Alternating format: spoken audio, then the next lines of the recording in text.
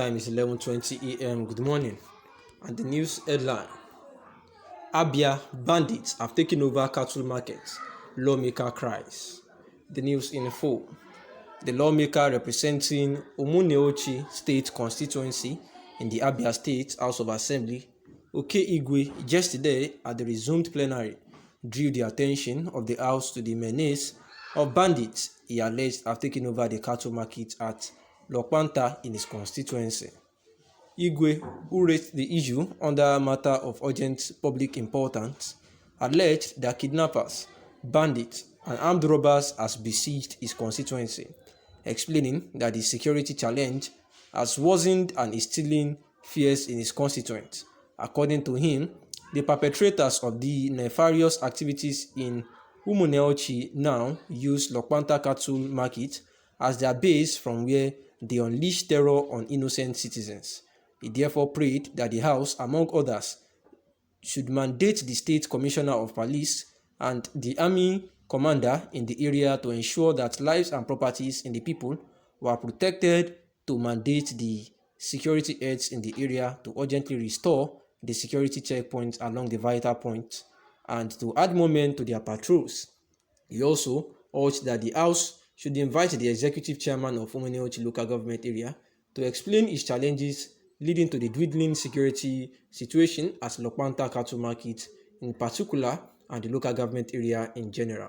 And this is the words from a lawmaker representing a constituency in Abia State House of Assembly, Oke Igwe, where he has alleged that bandits are actually taking over the cattle market there, and he has raised this issue under the matter of urgent public importance, saying that kidnappers and others are already perpetrating evil acts, saying that their nefarious activity is becoming to unleash terror on innocent citizens of the state. He therefore prayed the House of Assembly, among others, also that they should mandate the State Commissioner of Police and the Army Commander to work hand in hand to make sure that lives and properties of the people were protected, and that they mandate the securities in the area to make sure that they restore security to the checkpoint along vital points, saying that they need to begin to understand to add more men to their patrol teams, especially at the critical road points that these citizens are applying. The security situation in large parts of northern Nigeria as well is worsening by day, where the militant group Boko Haram is expanding their operations even beyond the northeast of the country, where armed attacks are skyrocketed in the northwest, and herdsmen from Nigeria's Fulani tribe who have had a long-running battle with farmers in the north central region. They are believed to be behind the recent spate of killing in agrarian communities in significant parts of the northern Nigeria. But it is the increase in kidnapping in the northwest and north central regions by criminal gangs, often referred to as bandits, that has created an atmosphere of fear and underscored the high rate of insecurity. Therefore, in the last 6 months, hundreds of students have been kidnapped in at least 5 separate incidents, and in some cases, students have been killed by these same kidnappers, even after being paid a whole ransom of money. Although organized crime has been common over the last decade, there are also a number of reasons why it has been on the increase in recent months. First, as reports in the media suggest, the country's northwest and north central are gradually becoming safe havens for the Boko Haram, which had previously operated solely in the northeast. Even though the Nigerian government maintains that bandits are responsible for the killing and most of the deadly attacks in the northwest and north central, there is also evidence of Boko Haram involvement, either directly or as a means of collaboration. For example, about 344 students were kidnapped from an all-boys school in northwestern Katsina State last December, and the state government quickly attributed this incident to bandits. But after the attacks occurred, there was an audio message from Boko Haram leader Abubakar Shehu, who claimed responsibility for the kidnapping. Besides the kidnapping that have taken place in the northwest and north central regions in the last 6 months, mostly bear the hallmark of the insurgent group's abductions.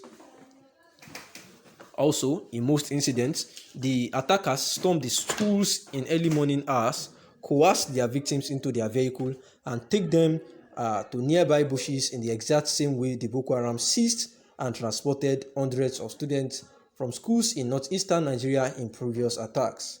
The fear of terror group expansion beyond the northeast were also confirmed when the government of Nigeria announced that last week, that some weeks ago, Boko Haram had actually hoisted their flags in Kaure and Shiroro local government areas of the state, saying that I am confirming that there are Boko Haram elements here in Niger State, here in Kaure. I am confirming that they have hoisted their flags here. Abubakar Sani Bello, the governor of Niger State, was once quoted. He said their wives, referring to women married to the men in the affected communities, have been seized from them and forcefully attached to Boko Haram members. I just add that they have placed their flags at Kauri, meaning that they have taken over the territory. And while a significant extent of the insecurity in northern Nigeria can be pinned on Boko Haram's expansion in the region, there are also disputes over land that has been pitched herdsmen against farmers in part of northwest and north central regions as well. They say that these have actually contributed significantly to the instability of Africa's most populated nations. Therefore, the competition between Fulani ethnic groups, who are primarily nomadic pastoralists, has spread across West Africa, and Hausa farmers has risen in recent years, exacerbated by a drying climate and agricultural intensifications. So, in essence, we are seeing that the current crisis in the country, as regards this Boko Haram and unknown gunmen who are attacking both the Hausa communities, the Igbo communities, and even the Yoruba communities and every other part of the country with their extrajudicial actions against the citizens of the country, even the security agencies, part of those that are attacked, that are I wouldn't want to say beneficiaries actually, but they are also part of people that are affected. Yes, I think that is the right word. That are affected by this same calamity from this insurgency. So it is better, it is better for the federal government as at now to motivate military forces and the security agencies so that this fueled instability would actually not disturb the peaceful nature of the country that it has been known for. Unfortunately, Nigeria's poorly funded security agencies don't have enough manpower and resources to deal with these bandits. A Nigerian journalist and security analyst, Okon Unya, actually told the TRT World, saying that there is very poor security at the country's border, and this allows for proliferation of small arms and light weapons against the criminal groups. Thanks for listening. Good morning.